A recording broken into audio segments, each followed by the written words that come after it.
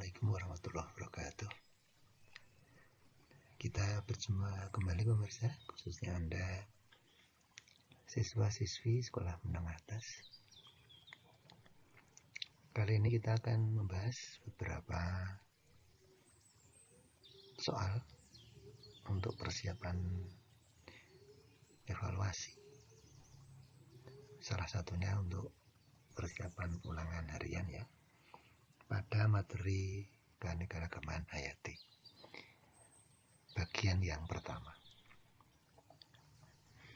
Beberapa soal ini hanya sebagai contoh ya, masih banyak tentunya soal-soal yang lain.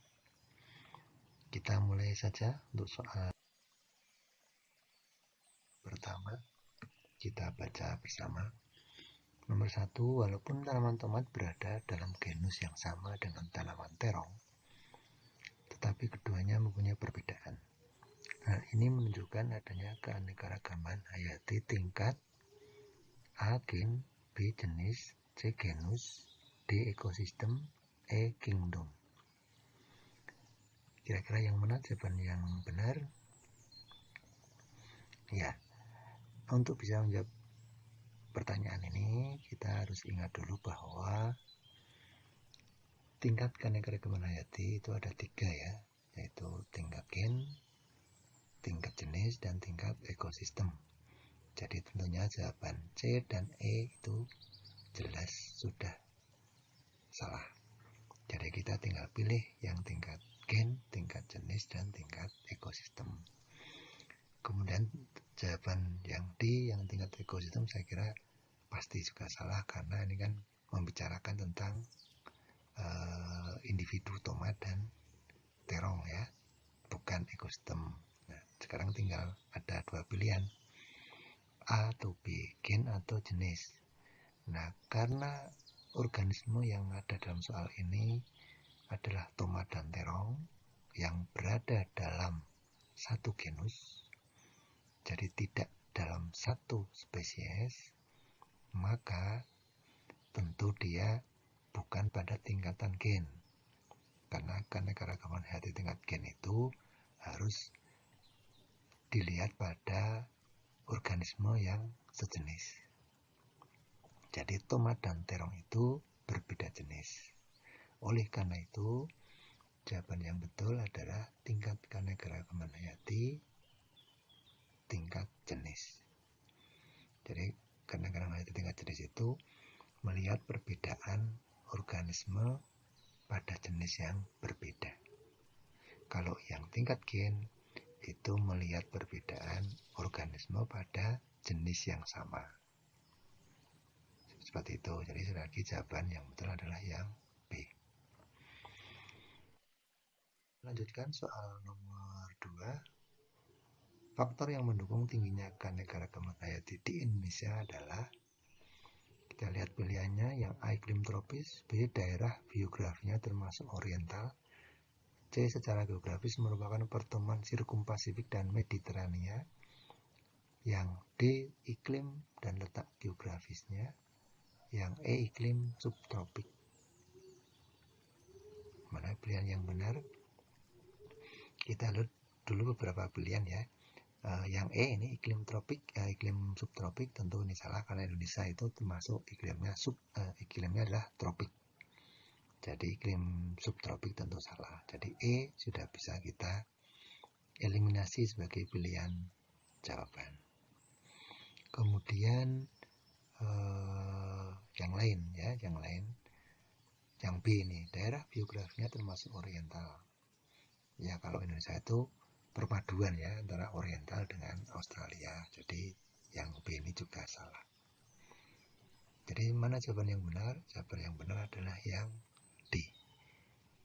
Faktor yang mendukung tingginya keanekaragaman hayati di Indonesia adalah faktor iklim dan letak geografisnya. Secara iklim, Indonesia itu beriklim tropis, sehingga umumnya daerah-daerah yang beriklim tropis itu memiliki keanekaragaman organisme yang lebih dibanding wilayah-wilayah yang beriklim lain ya, misalnya subtropis atau iklim dingin ya. Dan juga letak geografisnya antara benua Asia dan Australia. Ini juga menyebabkan keanekaragaman hayati itu menjadi lebih bervariasi. Oke, jadi sekali lagi jawabannya adalah yang D. Lanjut soal nomor 3. Berikut ini berbagai manfaat keanekaragaman hayati. 1. Sumber karbohidrat. 2. Bahan bangunan. 3. Sumber oksigen. 4. Tanaman hias. 5. Perabot rumah tangga. Yang termasuk kebutuhan primer adalah, mana ini yang termasuk kebutuhan primer? Kita harus tahu dulu kebutuhan primer itu apa. Kebutuhan primer itu kebutuhan pokok ya, kebutuhan pokok manusia, itu makhluk hidup ya, manusia ya. Itu adalah sandang, pangan, dan papan. Jadi sandang itu ya sebenarnya urutannya pangan dulu ya, pangan, sandang, papan. Pangan itu makanan, sandang itu pakaian, dan papan itu tempat tinggal. Jadi kebutuhan primer ini bisa kita lihat, yang pertama sumber karbohidrat ya, ini karena ini kan makanan ya. Bahan bangunan itu untuk rumah, dan sumber oksigen ini kategori juga masuk ke pangan. Jadi jawaban yang benar adalah yang A, 1, 2, dan 3. Tanaman hias dan perabot rumah tangga tentu bukan kebutuhan pokok atau kebutuhan primer ya, ini kebutuhan sekunder. Kalaupun tidak ada, tidak apa-apa, itu berarti kebutuhan bukan primer. Seperti itu. Lagi jawabannya yang A. Soal nomor 4. Tindakan manusia yang dapat meningkatkan kelestarian keanekaragaman hayati adalah, yang dapat meningkatkan kelestarian ya. Pilihannya A. Pengendalian hama dengan insektisida dosis tinggi. B. Mengubah fungsi hutan untuk industrialisasi. C. Sistem ladang berpindah. D. Pengendalian hama dengan hewan predator. E. Penangkapan ikan dengan mengalirkan arus listrik ke dalam air. Kira-kira mana jawaban yang benar yang dapat meningkatkan kelestarian keanekaragaman hayati atau minimal mempertahankan keanekaragaman hayati? Yang betul adalah yang D, jadi pengendalian hama dengan hewan predator.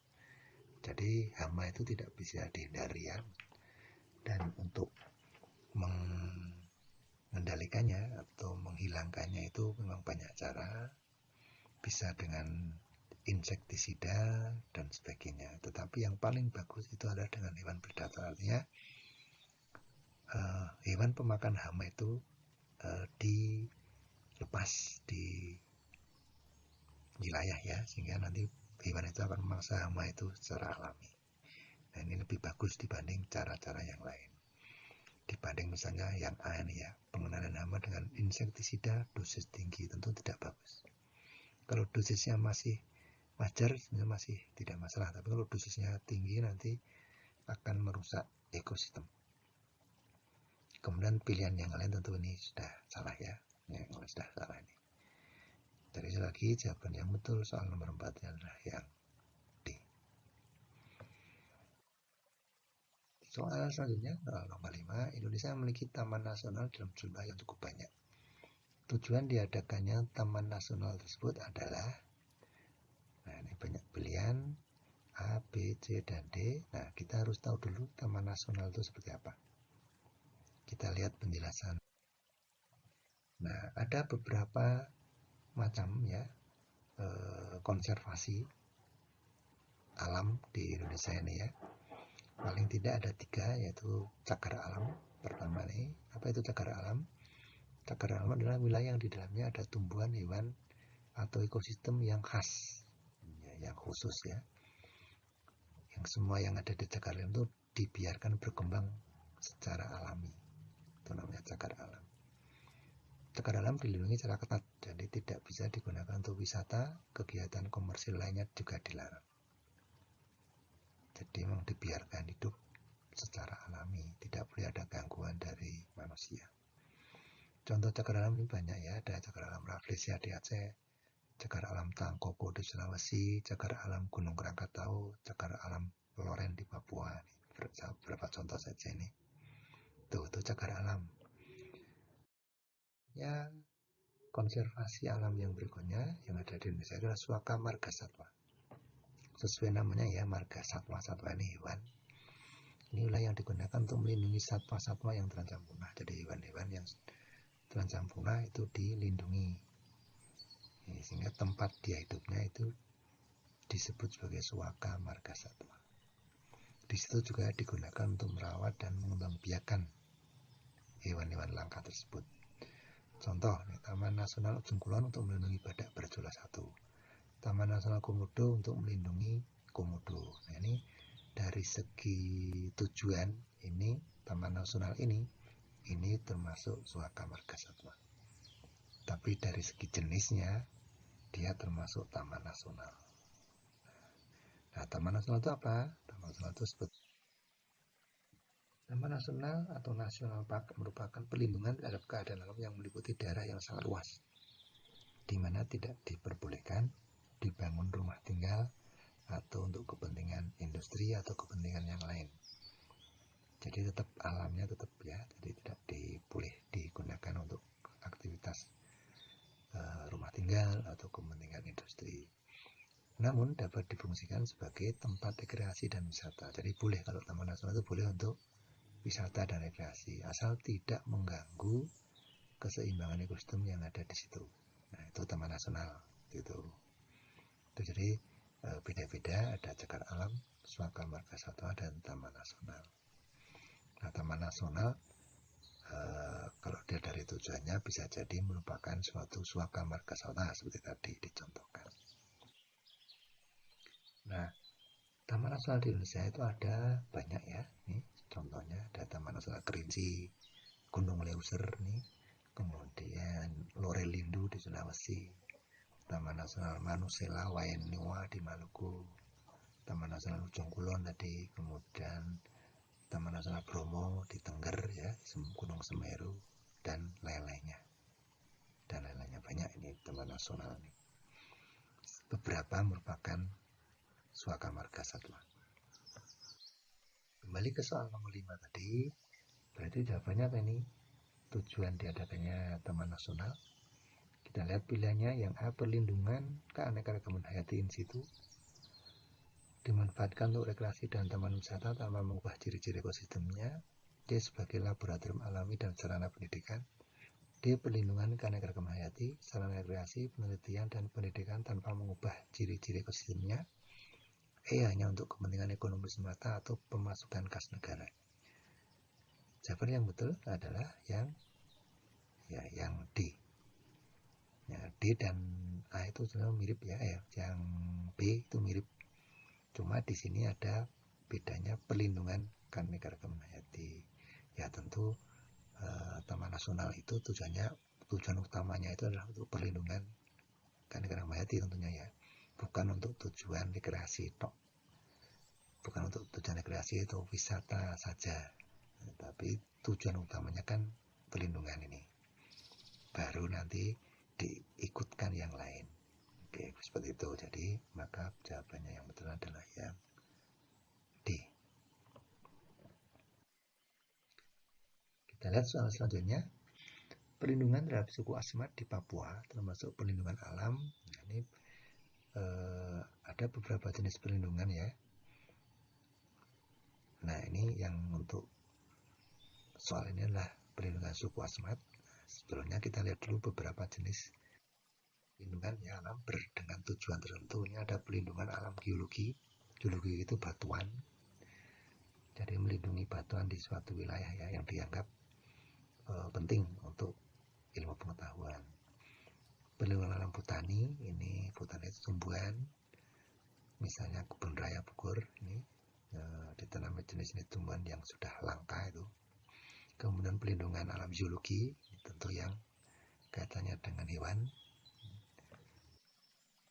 Perlindungan alam antropologi, ini perlindungan alam dengan tujuan melindungi suatu suku bangsa yang terisolir atau punya kekhasan tertentu ya, suku Indian, suku Asmat, suku Baduy, dan sebagainya. Yang kelima, pelindungan pemandangan alam, kaitannya dengan pemandangan alam yang juga khas ya, misalnya lembah Sianok di Sumatera Barat. Kemudian berikutnya pelindungan alam monumen atau monumen alam. Ini misalnya stalaktit di dalam suatu gua, atau ada air terjun tertentu yang cukup unik, itu termasuk pelindungan monumen alam. Kembali ke soal tadi, berarti apa jawabannya? Pelindungan terhadap suku Asmat di Papua termasuk pelindungan alam?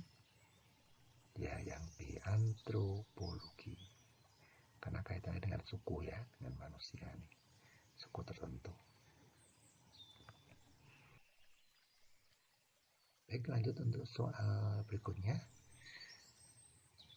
Di antara beberapa taman nasional berikut yang terletak di Pulau Sulawesi adalah, yang di Sulawesi ini tadi sudah ada di penjelasan sebelumnya. Yang mana? Gunung Leuser, Lorelindo, Komodo, Baluran, atau Manusila Wainua? Ya, jawaban yang betul adalah yang B. Jadi yang di Sulawesi itu yang Lorelindo. Lorelindo ini di Sulawesi. Nah, yang lain Anda sudah tahu jawabannya di mana berada ya, sesuai dengan penjelasan sebelumnya. Kita lanjut soal nomor 8. Keanekaragaman hayati terbangun oleh 3 tingkatan keanekaragaman, yaitu keanekaragaman. Nah, ini ada 3 tingkat. Saya kira ini mudah ya. Mana yang betul? Pilihannya A, B, C, D, atau E? Ya, yang betul jawabannya adalah yang C. Keanekaragaman gen, jenis, dan ekosistem. Nah, saya kira mudah dijawab. Lanjut soal yang nomor 9. Variasi antar individu timbul karena adanya perbedaan. Nah, ini variasi. Jadi dalam satu spesies itu berbeda-beda ya, dalam satu spesies, satu jenis. Nah, itu disebut sebagai variasi.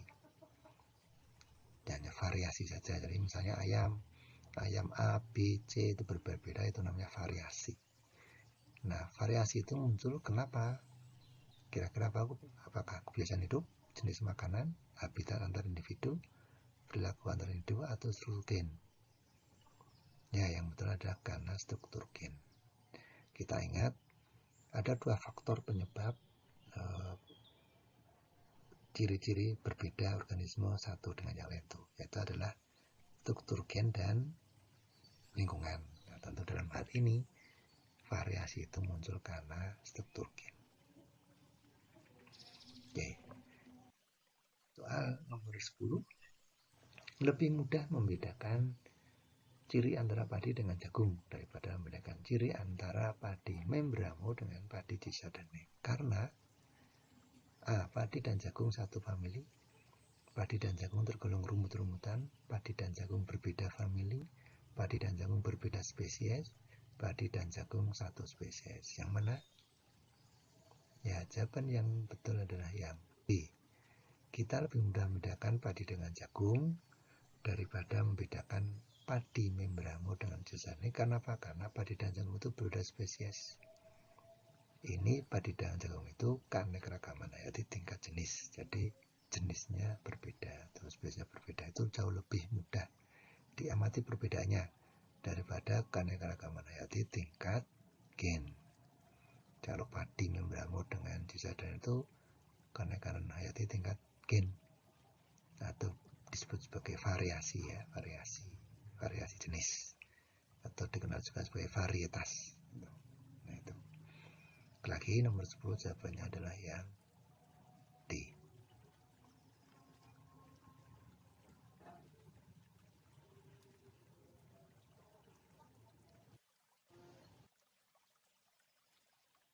Baik, demikian pembahasan kita kali ini. Kita akan berjumpa dengan video yang lain dan pembahasan yang berbeda juga. Terima kasih atas perhatiannya. Assalamualaikum warahmatullahi wabarakatuh.